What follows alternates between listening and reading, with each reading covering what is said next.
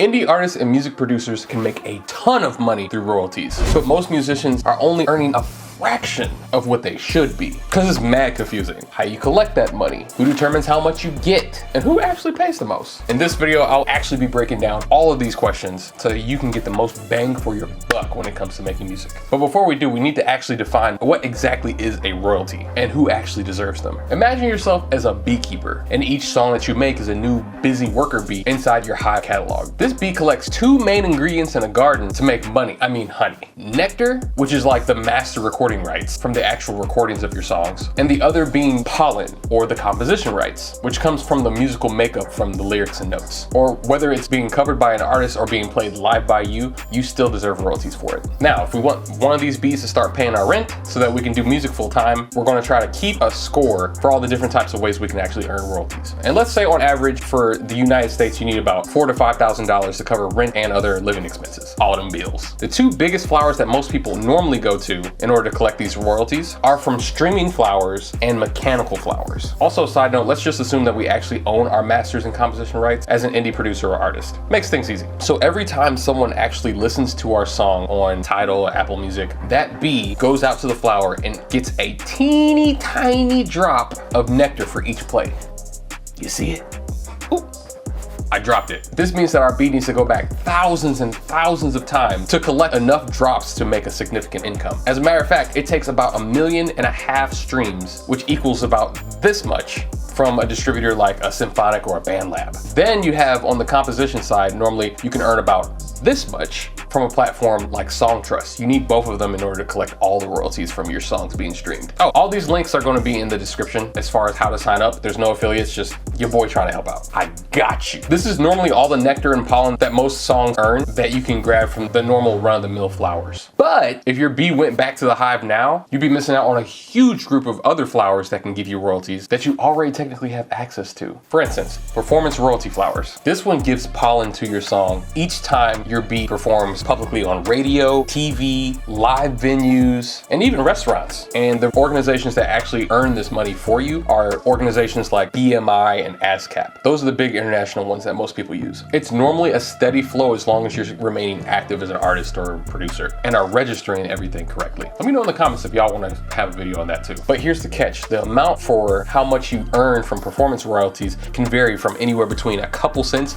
to a couple $1,000s. Reason being is because there's a lot of different determining factors as to how they calculate exactly how much you are deserved for royalties. Whether that be how many eyeballs were on the song, what country it was being played in at the time, how many butts were in seats when the song was being played, and a ton of other context that needs to be understood. Then on top of this flower, there's another flower related to this one that's hidden in plain sight. And that's this flower's little cousin, the digital performance royalty. Now it might sound a little complicated, but all this is a royalty for whenever your music is being played on platforms where we don't have actual control over what we're listening to. So like a Sirius XM radio, because it's all digital technically, or a Pandora, for instance. And the platform that normally collects these types of royalties is called SoundExchange. And they're the go-to for those. So on average, if we compile all this stuff, and let's say we got maybe 500,000 plays for the month, on average with all the mechanical royalties and the composition royalties that most people have access to, your bee's going to come home with a fist full of nectar and honey that you can convert at your hive for actual money. But the problem is that after 6 to 9 weeks, unless something absolutely incredible happened, the song is normally going to tail off, never to be heard from again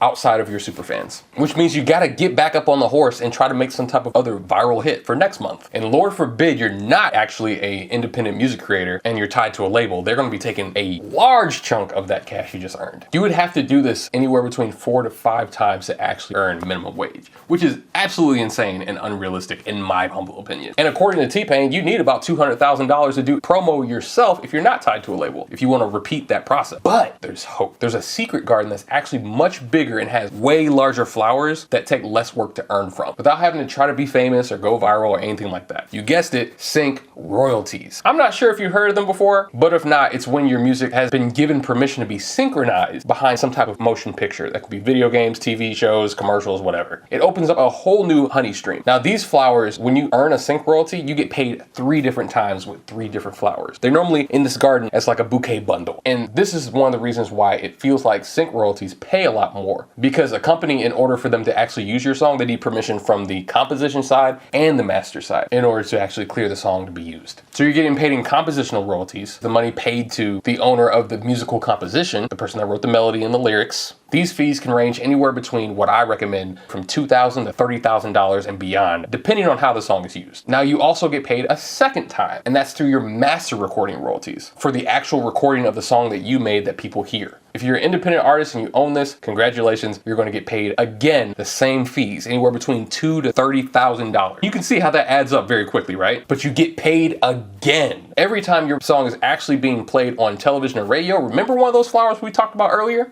Your PRO performance royalty flower. That kicks in as well, and based off of, again, a bunch of different circumstances as how they calculate that. So you're getting paid 3 times. And it can add up a lot quicker and a lot more nicely than maybe trying to gain a bunch of streams from millions of people. And that's not even the best part. Check this out. These kind of royalties can be collected over and over and over again. Again, without having to be famous or knowing Ariana Grande's cousin. As long as your music is functional to help tell a story or help sell a product, it can be used over and over again. Because vision without execution is hallucination. I live and die by this quote. Because for sync licensing, too many music creators, although watching cool videos like this one, give up within the first 3 months due to lack of direction. That's where the Sync Alliance steps in. Join our private community that's open to the public for a very limited time in order to get sync documents that I use on a daily basis, direct messaging with myself and my team, and weekly music feedback sessions with industry experts, including music library owners, a multitude of sync reps, and music supervisors, so you can hear straight from the horse's mouth if your track is ready for the big screen.